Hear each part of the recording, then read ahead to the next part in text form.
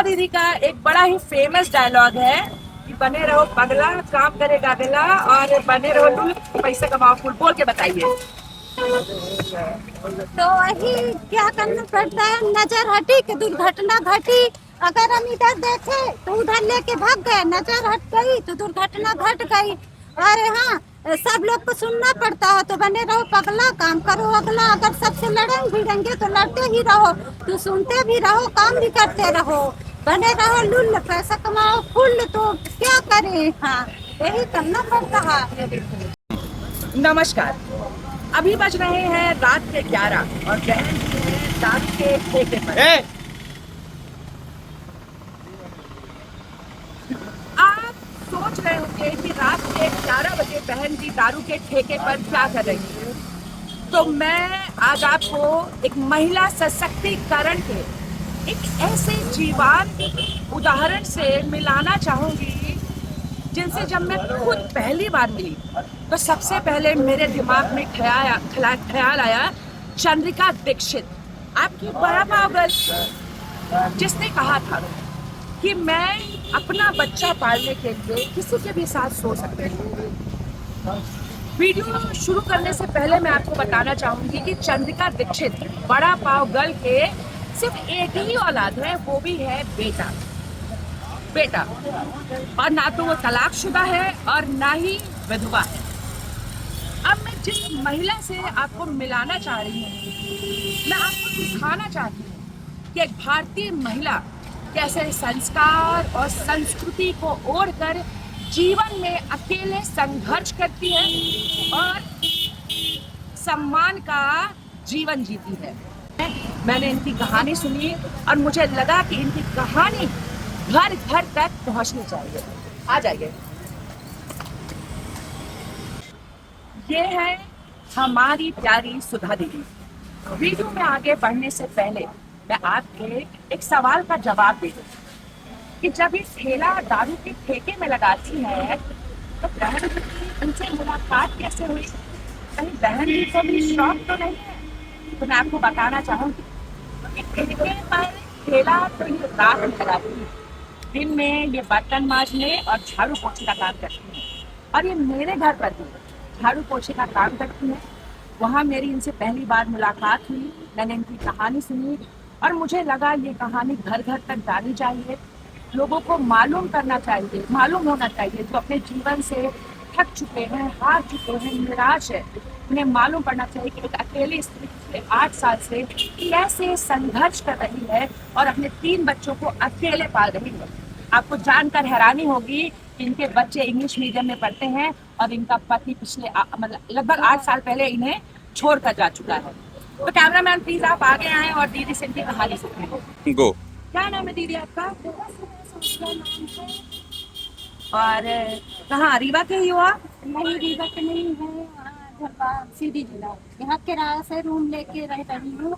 किराए से रूम मेरा 3000 का है और मेरे 3 बच्चे हैं, जो कि 2007 में मेरी शादी हुई थी। 2019 में मेरा पति किसी और औरत को रख लिया, छोड़ के चला गया 3 बच्चों को। मैं दिन में झाड़ू पोछा बर्तन का काम करती हूँ और रात में बच्चों को लेके 5 बजे से 11 बजे तक या 11:30 बजे तक यहाँ दुकान में दादी बच्चों का भरण पोषण करने के लिए या पढ़ाने के लिए। बच्चे तीनों पढ़ रहे हैं, इंग्लिश मीडियम विद्यास्थली स्कूल के बच्चे हैं, उस स्कूल में पढ़ रहे हैं। पढ़ाई की फीस न देने के कारण नहीं कुछ पा रहा है, इसीलिए मेरे को रातों दिन ही काम करना पड़ रहा है। तो दिन में क्या करते हो दीदी आप? दिन में अन्य घरों में जाकर झाड़ू पोछा बर्तन का काम करती हूँ। और रात में कितने बजे से ठेला लगाते हो आप? शाम 5 बजे से लेके इधर 11:30 12 बजे तक लगाती हूँ। अच्छा, तो आपकी बड़ी बेटी 12वीं पास कर ली है? बड़ी बेटी 12वीं पास कर ली है और बच्चे 8वीं पास कर ली है। तो अभी आप बता रहे थे कि कॉलेज में एडमिशन नहीं हो पा रहा है। मेरी बेटी का जात प्रमाण पत्र नहीं बन पा रहा है। मेरी बेटी का पढ़ाई जात प्रमाण पत्र के बिना रही है और पढ़ाई आगे नहीं बढ़ पा रही है। जात प्रमाण पत्र के बिना अब बेटी मेरी पढ़ना चाहेगी। तो आदमी कुछ ना कुछ करेगा। भैया बोल रहे हैं कि महंगाई इतनी है तो कुछ ना कुछ तो करना ही पड़ेगा, भैया सपोर्ट कर रहे हैं। अब बताओ, भलाई दीदी लोग देते हैं, बाकी भाई कुछ कमाएंगे तभी होगा। पुलिस वाले जैसा परेशान करते हैं बिल्कुल रोड सही किनारे। बात। ठीक है, अब भाई अपना मजदूरी में जा सकते हैं, उनका खुद का ठेला है, तो वो भाई अपना रोजी रोटी जाके करते हैं, अपने बच्चों को पाल रहे हैं। अब मजदूरी इतनी महंगी है। काम करना पड़ता है, इसलिए पढ़ाई का देना पड़ता है, खर्चा, तीनों बच्चों का कपड़ा, जब पूजा पाती हूँ। और रात में ही 12 से लेकर 1 बजे तो घर जाती हूँ, फिर 4-5 बजे जगाती हूँ। मेरे को 3-4 घंटा ही सोना पड़ता है, इसलिए पूरा दिन का। अब 1 तारीख सोचे, 1 तारीख को नोटबंदी हो जाएगी तो आदमी, हम लोग जैसे गरीब आदमी, हम लोग को मजदूरी बंद हो जाएगी। अब बताइएगा हम लोग करेंगे क्या, कैसे? दीदी तो आपके पति कहाँ गए? मेरे पति दूसरी औरत को 2019 से है। अच्छा, वो औरत जवान लड़की है? उसके एक लड़का है, हमारा पति, उसका भी पति था, तो हमारा पति अपने बच्चों बीवी को छोड़ के और दूसरे के पति को रखा। अगल बगल किराया से रहे, तो बबलू कुशवाहा के ही वार्ड 16 में अगल बगल उसी को लेके लॉकडाउन में भाग गया, उसी के साथ। लगातार 2019 से मैं लगातार 2019 से इन बच्चों को पालन पोषण करता हूँ। तो आपने तलाक ले लिया है? तलाक नहीं लिया है, मुकदमा खानगी का लगा है, धारण पोषण नहीं दे। अच्छा, तो ये बताइए, झाड़ू पोछे में आप कितना कमा लेती हैं महीने का? महीने में हो गया 7,000 तक कमा लेती हूँ, उसमें 3,000 तो कमरा का किराया ही दे देती हूँ, और सिलेंडर भराना, चावल दाल आटा कुछ भी नहीं पा रही है, इसलिए यहाँ भी आपके काम करना पड़ेगा। पुलिस वाले परेशान करते हैं आपको? पुलिस वाले आते हैं, भगाते रहते हैं, तो भागती हूँ, फिर आ जाती हूँ। क्या करे, पुलिस वाले को भी सुनना पड़ता है। हर पब्लिक कोई पैसा देता है, कोई नहीं देता, कोई लेके भी चला जाता है। तरह तरह के लोग आते हैं। तरह के लोग आते हैं, यहाँ लड़ाई झगड़ा भी होता रहता है, तो भी मेरे को यहाँ रहना पड़ रहा है। ये दिखने में उतना जितना आसान है, उससे 4-5 गुना ज्यादा चैलेंजिंग है ये। कई लोग पैसा भी नहीं देते हैं, अच्छे बड़े घराना का भी पैसा नहीं देते हैं, लेके चले जाते हैं। जो गरीब लोग वो तो आते हैं, तो मेरा 10-20 हुआ, जो 100-150 के लिए इधर देने लगो, उधर लेके भाग जाते हैं। उन लोग भी पैसा नहीं देते कि अगर हमारे घर की महिला रोड में खड़ी हो तब उनको समझ में आए। एक गरीब घर की महिला खड़ी है तो उनके समझ में नहीं आए।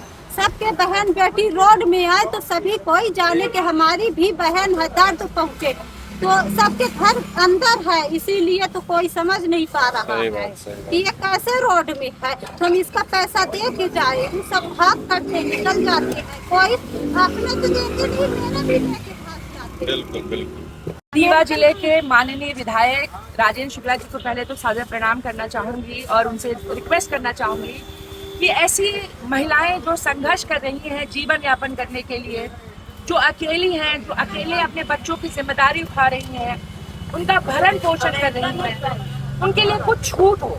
जैसे अभी आप यहाँ ठेला लगा रही हैं, सॉरी, ये कितना किसको देंगे, कमीशन देंगे, किसको हफ्ता देंगे, किसको पैसा खिलाएंगे? महिलाओं को थोड़ा सा सहयोग प्रशासन अगर करे, अगर आप चाहते हैं कोई ऐसे ठेला ना लगाए तो कोई लघु उद्योग उनके लिए खोल कर दे, कहीं मदद करे। और इनके बच्ची का जाति प्रमाण पत्र नहीं बन पा रहा है, तो मैं चाहती हूँ कि जो भी इस डिपार्टमेंट से जुड़े हुए अधिकारी हैं, कृपया इनकी बच्ची का जाति प्रमाण पत्र बनवाएं। कि वो लोग हैं जो आरक्षण के असली अधिकारी हैं। जब कहा जाता है कि आरक्षण की मलाई ऊपर ऊपर के लोग खा जाते हैं और जो असली अधिकारी हैं उन तक वो मलाई नहीं पहुंच पाती। ये आरक्षण के असली अधिकारी हैं, इनका जाति प्रमाण पत्र बने, इनकी बच्ची ताकि आगे पढ़ सके, कुछ कमा सके, ताकि ये सड़क से उठकर अपने घर में सुकून से, इज्जत से, सम्मान से रह सके। जय श्री राम।